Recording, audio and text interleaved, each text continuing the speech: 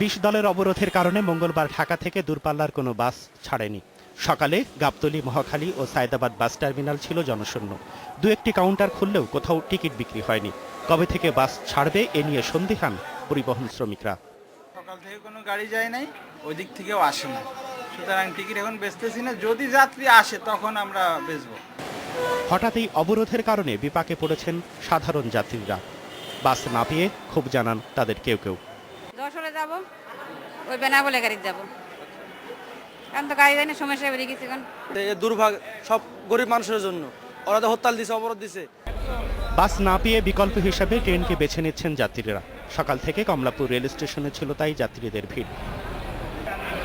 দেশের অন্যান্য রেল স্টেশনেও যাত্রীদের চাপ বেড়েছে। খুলনা রেল স্টেশনে যাত্রীদের চাপ বেড়েছে কয়েক গুণ।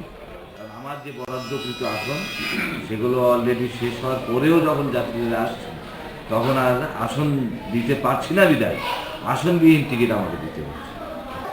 রাজশাহী থেকে বিভিন্ন রুটে চলা সবকটি ট্রেনেও দেখা গেছে অতিরিক্ত যাত্রী। ঢাকামুখী ট্রেনগুলোতে গাদাগাদি করে যেতে বাধ্য হচ্ছেন যাত্রীরা। সুজন মেহেদী, ইন্ডিপেন্ডেন্ট নিউজ, ঢাকা।